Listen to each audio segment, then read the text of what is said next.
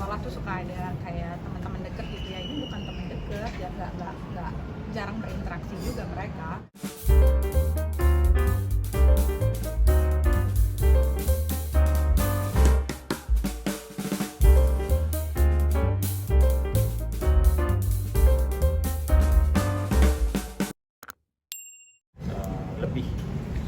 lebih di atas usianya, ataupun dia ketika memang betul-betul terdesak untuk melakukan pembelaan diri baru boleh dipergunakan.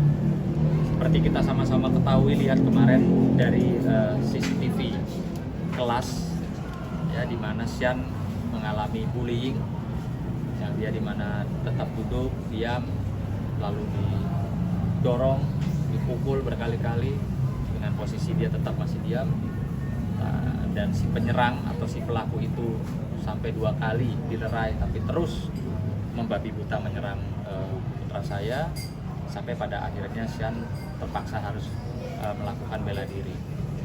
Namun belum sempat melakukan bela diri, seperti dilihat di CCTV, tangan Sian dipegangin kedua-duanya sehingga Sian tidak bisa bahkan untuk ngeblok, padahal kita kan ajarin ya di bela diri untuk ngeblok aja nggak bisa karena tangannya di belakang, posisinya dipegangin sama beberapa teman-teman.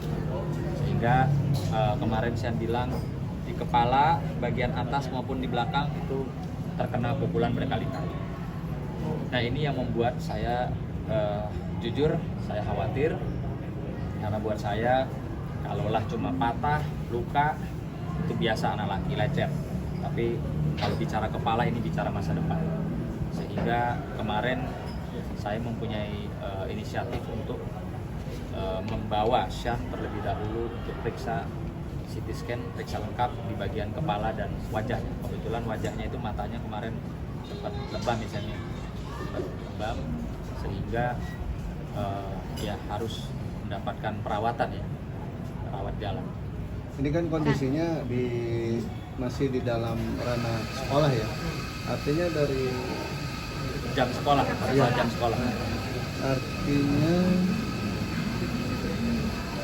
tanggung jawab dari pihak sekolah seperti apa?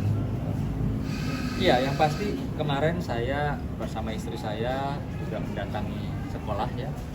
Di situ pertemuan kita dihadiri oleh kepala sekolah, wakil kepala sekolah, para guru-guru ya, dan guru BP ada 2 orang, serta dihadiri juga oleh Pak Kapospol Permata Hijau, perwakilan dari Polres Jakarta Selatan, di mana di pertemuan itu juga kami dipertemukan dengan ya orang tua yang diduga pelaku, ayah dan ibunya, dan kami juga membawa putra-putri kami masing-masing.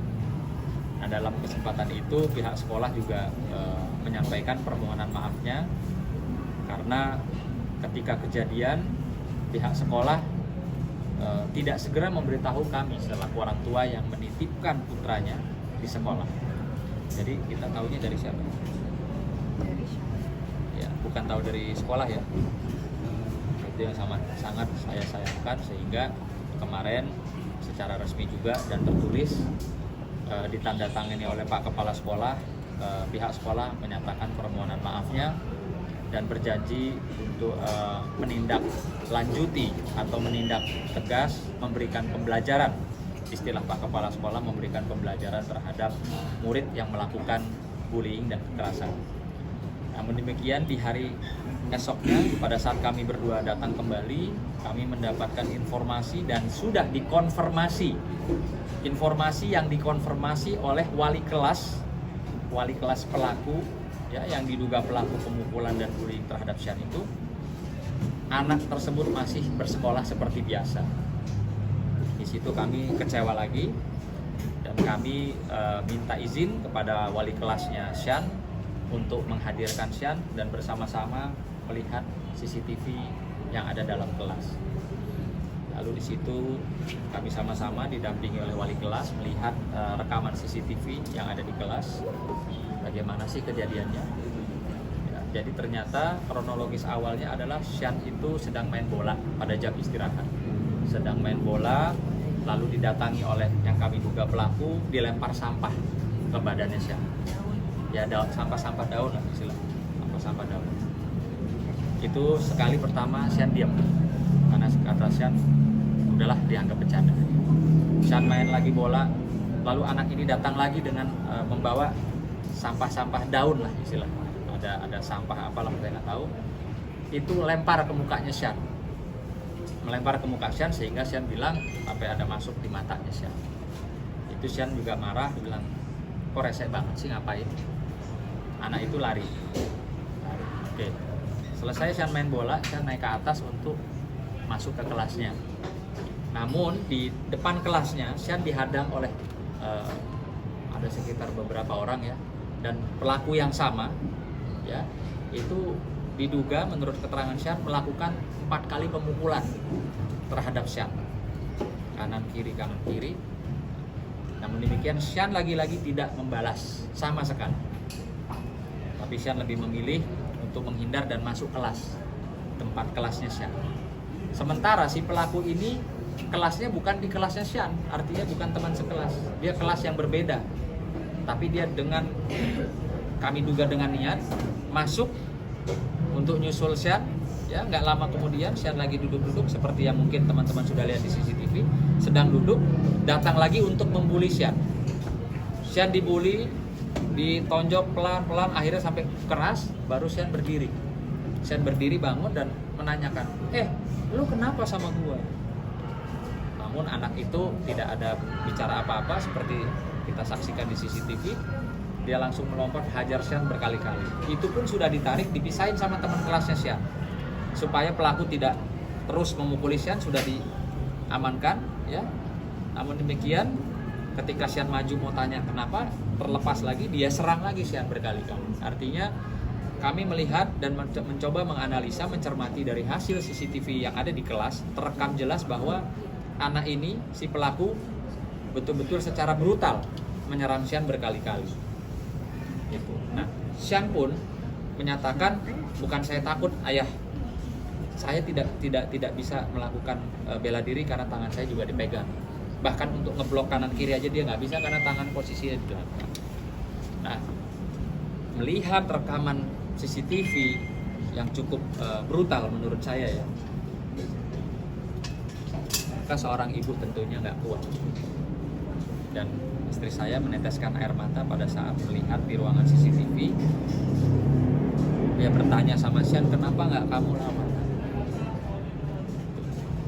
Maka dari situ kami memantapkan diri untuk mengambil langkah hukum, dikarenakan orang tua, sekali saya katakan orang tua dari pelaku yang dimana sudah bertemu dengan kami, ya sudah punya nomor telepon saya, dan ibunya pelaku punya nomor telepon istri saya.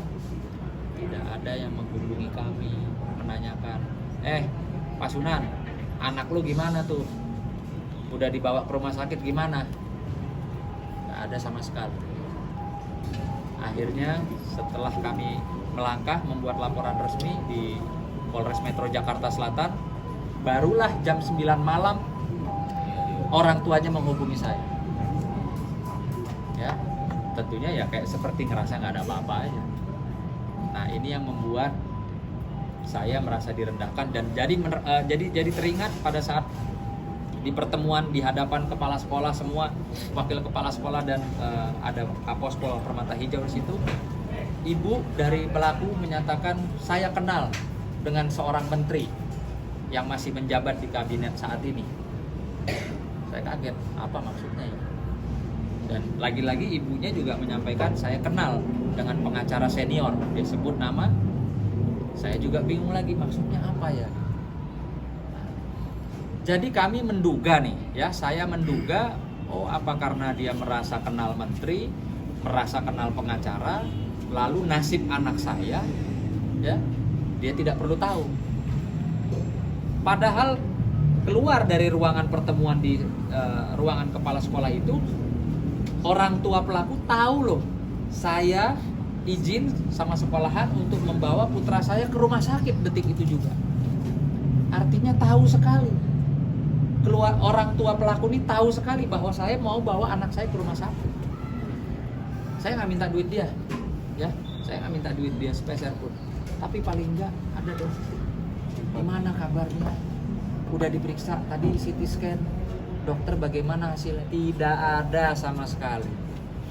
Artinya saya berpikir, oh mentang-mentang kenal Pak Menteri, mentang-mentang kenal pengacara, begini ya adabnya. Artinya tidak ada sanksi Artinya dari si pelaku dari pihak sekolahan ya, karena kan tadi dibilang Sementara ini kami melihat masih dan sekolah ya gitu. masih sekolah, dan saya konfirmasi dengan guru wali kelasnya masih sekolah seperti biasa. Mungkin dari Nah, Kak Hedi mungkin Dari dikit Kak Hedi dulu deh. itu gimana sebagai sebagai ibu ibu mungkin itu sempat nangis juga Ada di sekolah rencana karena ingin memindahkan juga nggak sih? Kalau begini terus gitu. apa Sen sendiri yang minta gitu, untuk pindah sekolah? Ya. Kalau untuk pindah sekolah, Shan sendiri nggak ada keinginan sama sekali untuk itu. Dan saya rasa juga anak-anak saya itu anak-anak yang kuat, anak-anak yang jiwanya itu udah ya kami didik untuk kuat dari kecil, sehingga dimanapun mereka berada mereka siap menghadapi apapun. Jadi tidak ada keinginan sama sekali dari saya, apalagi Shannya pribadi, untuk pindah, tidak ada. Tapi pasti tetap rasa kekhawatiran itu ada nggak sih Kak Hedi, kan karena Karena kan orangnya masih tetap masih ada di sekolah itu aktivitas di juga dan masih sekolah. beraktivitas selama dengan Sen. Iya, kalau khawatir pasti ada ya. Pasti selalu khawatir gitu kan. Dimana-mana seorang ibu tuh pasti khawatir sama anaknya, tapi kan. Tapi ya ini salah satu langkah saya menyuarakan. Ternyata banyak sekali ibu-ibu di luar sana itu juga yang anaknya dibully, memang harus dilawan. Dan kalau pendapat saya, ini bukan bully, ini kekerasan di sekolah. Karena kalau bully itu sebenarnya pihak yang kuat kepada pihak yang lemah. Kalau ini tidak, ini memang tidak, bukan berantem, bukan ini namanya colongan, saya begitu ya. Jadi yang satu nggak tahu kalau mau dilakukan seperti itu.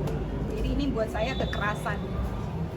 Ini yang pertama untuk Sen, atau justru mungkin Sen menutupi pernah mengalami ini juga Iya. sebelum-sebelumnya yang Kak Hedi tidak tahu?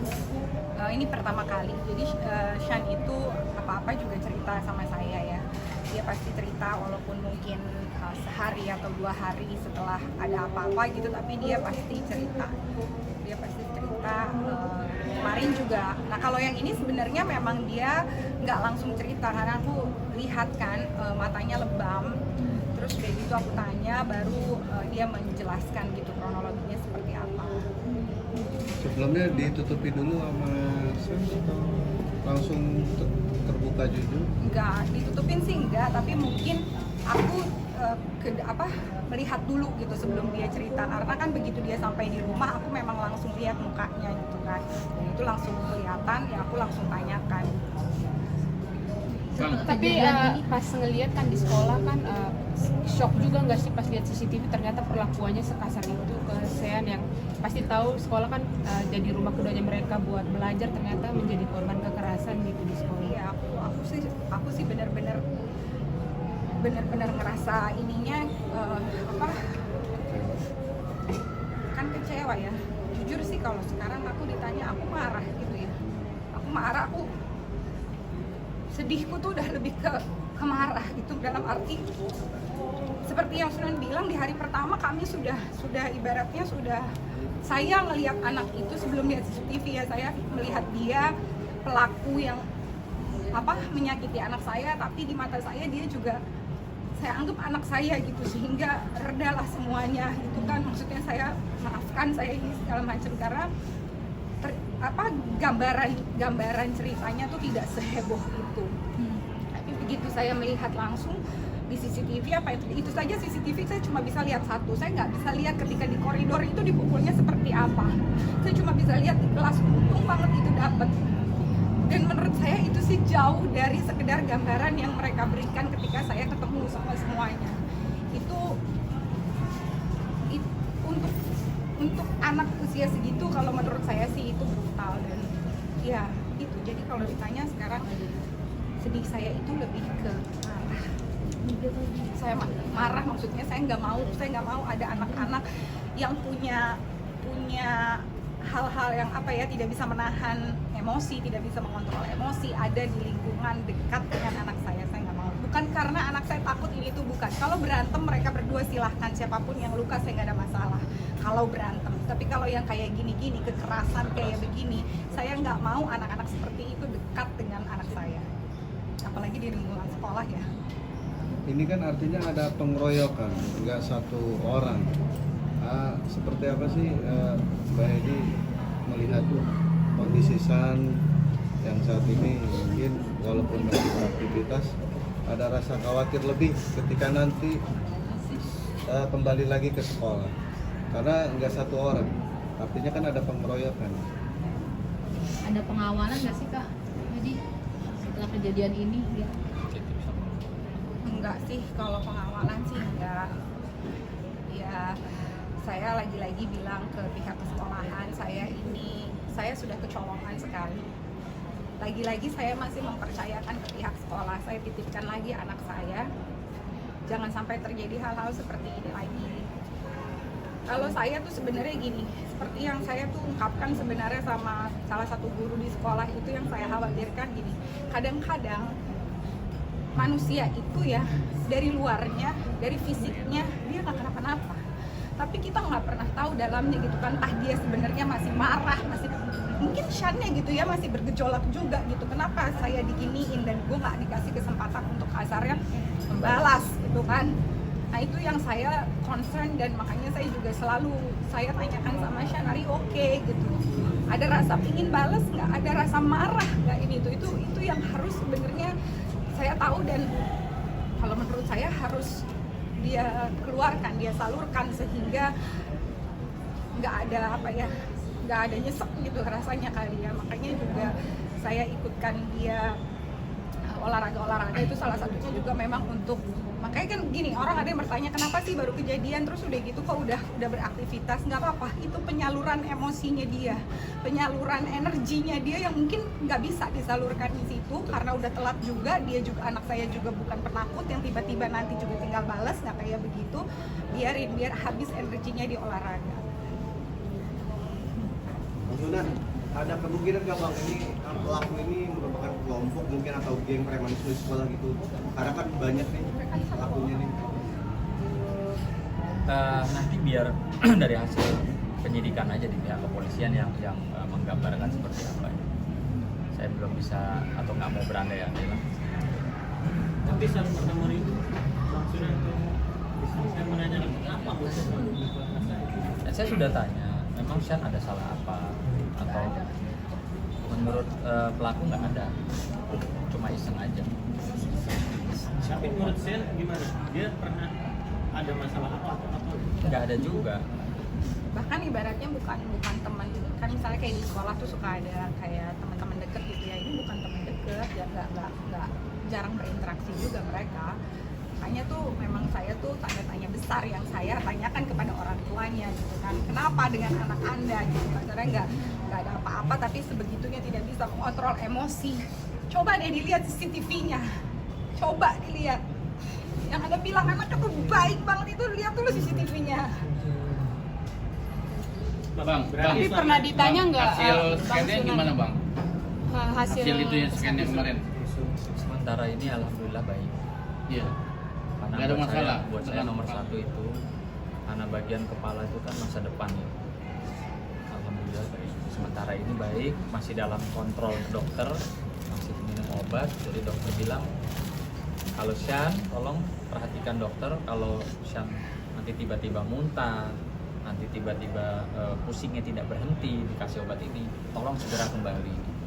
Jadi kemarin memang dari hasil itu dokter mengizinkan Shan untuk rawat jalan.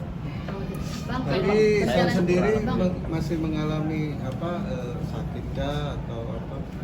Ya sampai kemarin sih masih ya pusing, artinya waktu di kantor polisi pun juga dia lebih memilih untuk mencari sofa yang panjang hingga dia bisa tiduran. Gitu. Dulu pun juga kemarin masih pusing, ya, gitu. Keluhannya masih pusing-pusing. Masih sekitar pusing. Bang, kemarin kan orang tua pelaku kan langsung telepon abang katanya setelah bikin laporan. Apa dia mau minta damai atau apa? Nggak ada. Nggak ada apa-apa, cuma Nggak ada. nanya aja. Basa-basi nggak ada. Cuma ya begitulah artinya. Ya sudah, saya juga nggak perlu empati atau nggak perlu bantuan apa-apa juga. Berarti lanjut Bang terus ya, Sunan, Bang? terkait yang pelaku pemukul Sean itu, mungkin pernah ditanya nggak sih anak ini di Pernah sekolah melakukan hal yang bermasalah atau memang seperti apa sih dari pihak sekolah? Mungkin ini bukan ke Sean aja, mungkin ke anak-anak yang lain juga. Saya nggak belum apa ya, belum, soalnya kemarin yang lebih banyak bicara juga orang tua atau ayahnya. Ayahnya mencoba di situ meyakinkan kami semua. Ini dalam tolong digarisbawahi, kami belum melihat CCTV nih. Sama sekali belum melihat CCTV. Ya. Orang tua yang kami duga pelaku itu mencoba meyakinkan kami bahwa anak kami ini anak soleh, rajin sholatnya, anak baik, ya rajin ngajinya. Maka kami jujur ya, kami berdua akhirnya terenyuh gitu loh. Gitu. Tapi berbeda sekali, bertolak belakang